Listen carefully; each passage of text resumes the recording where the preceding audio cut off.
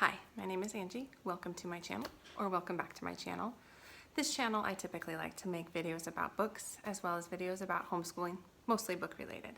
So before I jump into what today's video is about, I just want to acknowledge the fact that this is a crazy season and I hope everybody is being safe and staying at home like we are. Okay, so today's video is a TBR video, Readathon video, I'm not quite sure what to call it. But the inspiration for this video comes from Katie over at Books and Things. She put together a very loose, very casual readathon for the month of April called TBR Clear Out.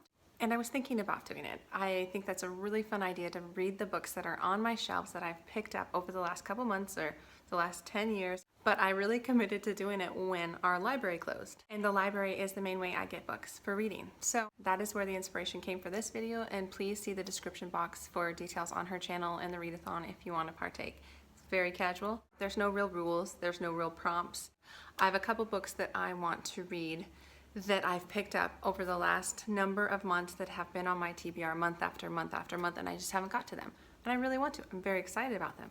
There's a couple of books on this list that are also books I have started and I am not close to finishing because I've got distracted by other books, so I want to throw those on. And then I have one last book that has been on my shelf for a while. I'm just not sure if I like it. So let me get started. So the first book is a book that I love. And so this book is called Science and Faith, Friends or Foes. It's by C. John Collins. Jack Collins, I think, is how he's kind of more referred to. I'd say about 10 years ago, I was recommended this by my brother-in-law. He was attending seminary and he had this book assigned to him in one of his classes and he loved it. But it's basically a book really tackling the idea that a lot of Christians push back against science, or they think that it undermines the Christian faith in some way. And he takes a different stance where he thinks that as Christians, we should really delight in the natural world. We should dig in, we should discover more. And it tackles different things like age of the earth, evolution, miracles, etc., etc.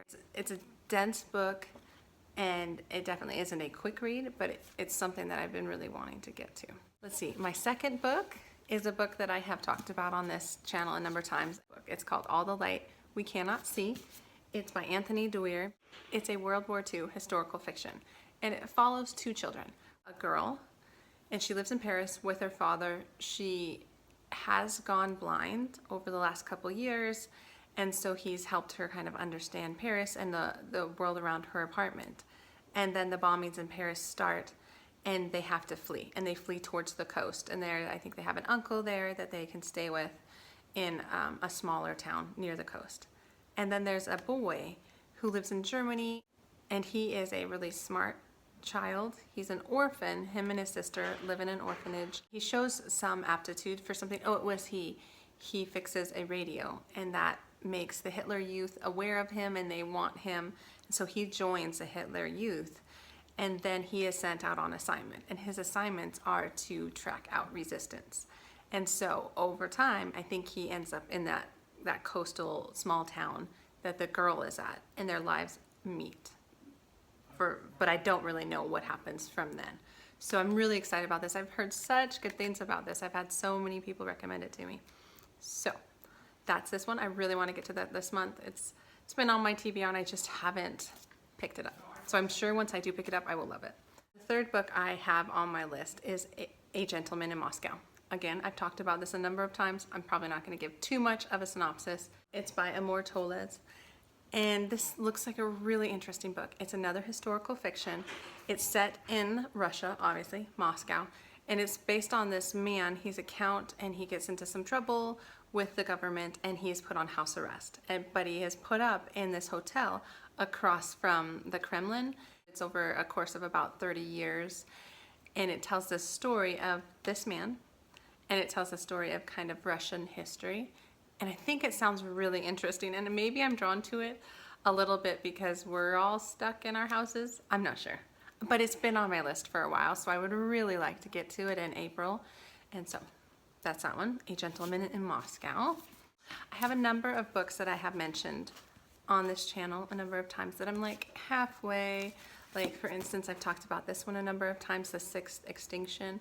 talking about the science behind understanding some of the fossils. Scientists trying to predict the fact that it looks like we're on our way to the sixth extinction, and it's mostly caused by humans and human behavior. And so it goes through things like fossil records and things like that. So I'm trying to annotate it because I really enjoy it and I want to understand it a bit better. So that's why it's probably taking me so long. And then I've talked about these two a number of times as well. These are kind of more of my nonfiction self-help, spiritual self-help, parenting self-help. I love this book. I'm almost done with it and I'm really enjoying it. I've gotten a lot of good tips out of this. So it's the five love languages of children by Gary Chapman and Ross Campbell. The next one on my to finish list is Emotionally Healthy Spirituality.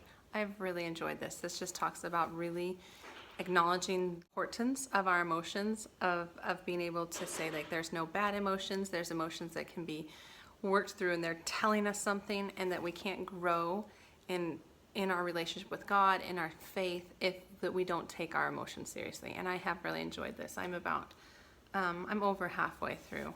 So those are the three in the realm of books I've started and I want to finish. The first three were books I picked up and I would love to get to. I've been meaning to get to. This last one is one that's like kind of a question mark for me. And it's The Life of Pi by Jan Martel. So I haven't seen the movie. Maybe I should watch that. Or maybe I should read this and then watch it. This is one of those books that just, it sounds interesting. I don't know what's really putting me off from picking it up, but it's basically about a boy, an Indian boy named Pi, who is shipwrecked and then ends up on a boat with a tiger. And how much can really happen on a boat, I don't know. It's not my typical genre. I don't even know what genre to put this in. So, but if anybody's read this, I would love to hear your thoughts because I'm kind of on the fence, and a readathon like this could tip me over to be like, hey, read the things that have been stuck on my shelf for a while. But it also could just be like, hey, if I don't read it even this month, then I might as well unhaul it and just give it to somebody who would like it more. So I don't know. Let me know. Let me know what you think about this one if you have read it. Okay, so yes, this is my list for the month of April and doing this TBR clear out. And like always, I tend to give myself lots of options.